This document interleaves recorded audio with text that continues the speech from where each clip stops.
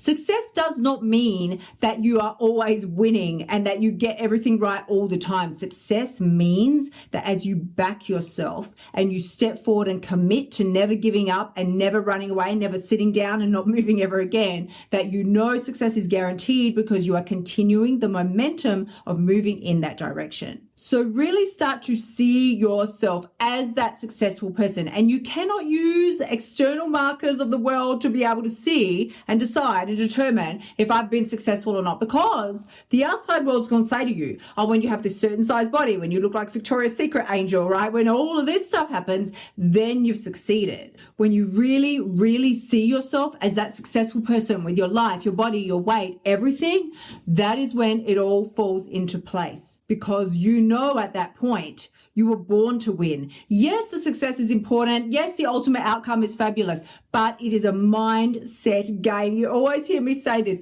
Ultimately, your success is going to come from the way you think, not from what you do. So the first thing that we really want to get today is that overcoming resistance, procrastination, self-sabotage. Yes, it is possible, but it's going to come as a result of who you choose to be, not what you choose to do. And secondly, your life, your terms. If it's true, really true, that you do get to create the life, body, relationship with food that you want, then let's do it consciously. Let's step up and decide to do it on your terms. And we'll map it out now. So you can have all the good intentions in the world when it comes to weight loss and creating the body and the life that you want. But if you subconsciously believe or even consciously believe that you're going to hate it every step of the way to getting there, then you will either resist doing it, or you'll do it and then you'll sabotage yourself, or, and this is the most painful one of all, you'll do it. You'll make it all the way there, but you'll live in such a pain of torture and, hideousness the whole time that you never get to enjoy your results. So what am I talking about when I say this? If you really don't want to do the thing you think you need to do, right? But you just don't want to do it, like going on a diet, then you will either resist it and simply just not do it. Make the promises, but then totally resist and procrastinate and just never ever do it. Or you'll do it, get the results, lose the weight, and then you will immediately proceed to sabotage what you have now achieved. Or the last step, and when I say this is the most painful, because I lived my life like this for a long time as well, you'll do it. You'll achieve the thing. So you'll lose the weight. That'll be great. But you will never actually allow yourself to enjoy it, because you'll now be living in a state of just constant fear. Like, oh my God, I can't eat that. And people invite you out to dinner and you'll be like, oh no, I can't go. Oh my God, they're going to have pizza and that's carbs or whatever. Or there's going to be too much fat, too much sugar, whatever the latest fad diet is, right? And you don't allow yourself to enjoy any of it because you're constantly weighing yourself and fearful and scared. What if I put more weight back on? And then you start to see the weight come back on and like, so you never actually have spent any time enjoying what you worked so hard to create, because you're living in a constant state of fear and terror of gaining it all back again. That is what happens when we try to create success from a place that was never in alignment for you to start with, right? That's basically just the bottom line. So really, even if you did succeed at the weight loss, is it really a win if you still just if you just end up moving straight from there onto the next thing that you hate about yourself? You're not taking any time to enjoy what you've achieved. Is that really a win? This is about letting go of the steps that you think you need to take and just moving directly to the outcome that you want to create, because your external world, whatever is going on around you, what you see here is happening with your body, that is just a reflection of what is already going on inside of you, which means it's time to flick the switch and make it so that commitment and success are just a natural part of who you are. So first of all, you need to decide what is the goal or the intention that you're setting, and who do you need to be to create that sort of outcome that you're looking for. Now, you might want to replace the word goals with the word intention, which you might have noticed that I did. I often replace the word goal with the word intention because sometimes really a goal can be a bit of a triggering word. For you, it might mean, it makes you feel, goals, they make you feel like there's something that you don't have and that you're constantly working towards and striving towards. And if you don't get them, you've failed.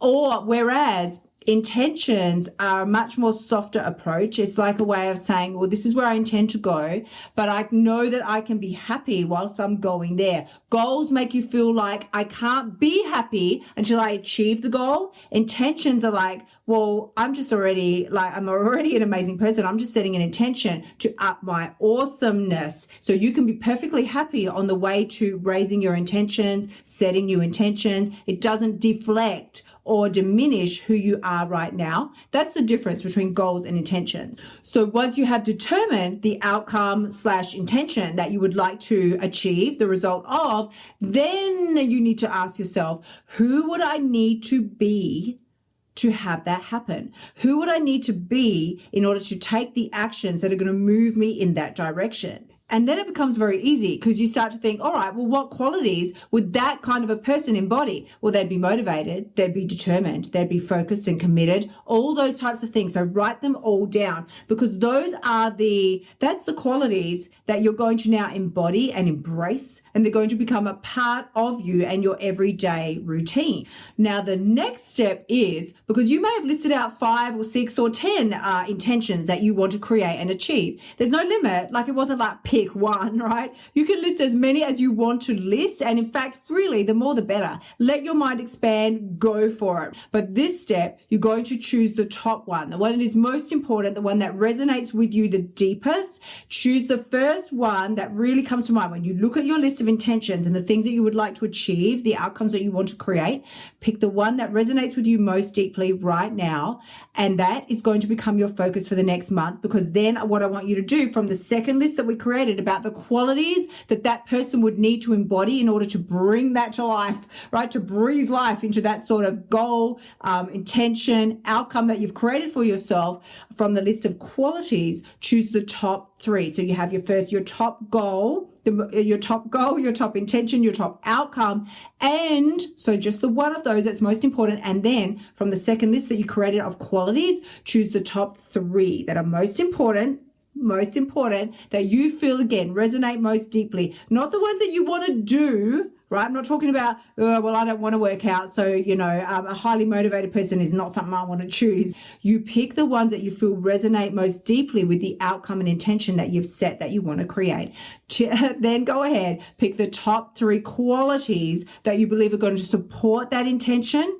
And together, you've just created a little delicious muffin mix for success over the coming month.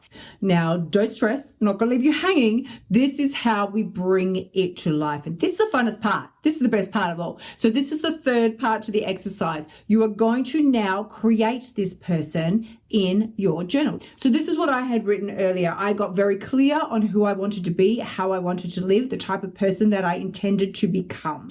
From there, I then said, okay, as this woman, I am brave and confident in myself. I'm confident in my gifts, my talents, my abilities, my resourcefulness. As this woman, I trust myself to know at my core that I am okay exactly as I am. I know who I am. I know who I'm connected to. I know where I came from. I know my role here on this earth. And as this woman, I know my purpose. So I went on and on and on. But you get very clear on not only who it is that you want to be, how you want to live, but how this particular person lives, and you step into the shoes of that person. Now that you know exactly who this person is that you want to be and how you intend to live and the qualities that they embody, well, now any thoughts, feelings, words, or actions that do not comply, that are not congruent and not in alignment with that person, they be on out of here.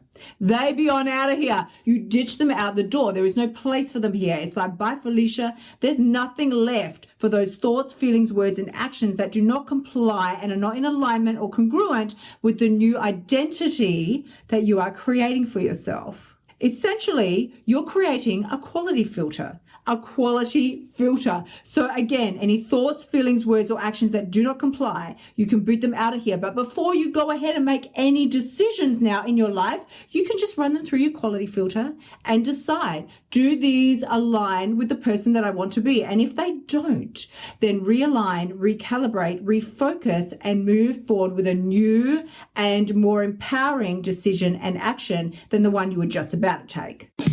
Thank you so much for tuning in. Remember to shimmy your butt over to kyliepax.com and sign up for one of my programs so you can start losing your weight now. You'll also find helpful notes and resources in my past podcasts that will help you lose the weight without all the BS drama.